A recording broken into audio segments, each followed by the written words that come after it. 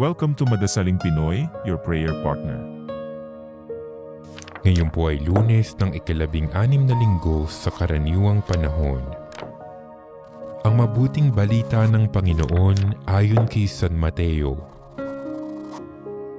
Noong panahong iyon, sinabi ng ilang eskriba at pariseo kay Jesus, "Guro, maaari po bang pagpakitaan ninyo kami ng tanda mula sa langit?"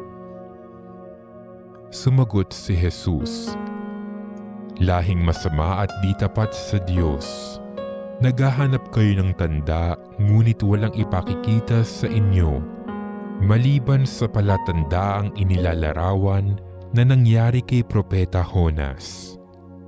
Kung paanong si Jonas ay 3 araw at 3 gabing nasa tiyan ng dambuhalang isda, gayon din ang Anak ng Tao ay 3 araw at 3 gabing isa sa ilalim ng lupa.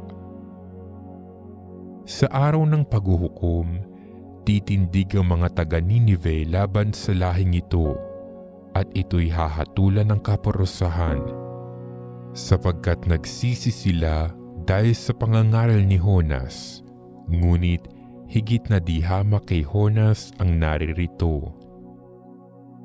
Sa araw na yaon, titindig ang reyna ng timog laban sa lahing ito, at ito'y hahatulan ng kaparusahan, sapagkat nanggaling siya sa dulo ng daigdig upang pakinggan ang karunungan ni Solomon, ngunit higit na di hamak kay Solomon ang naririto.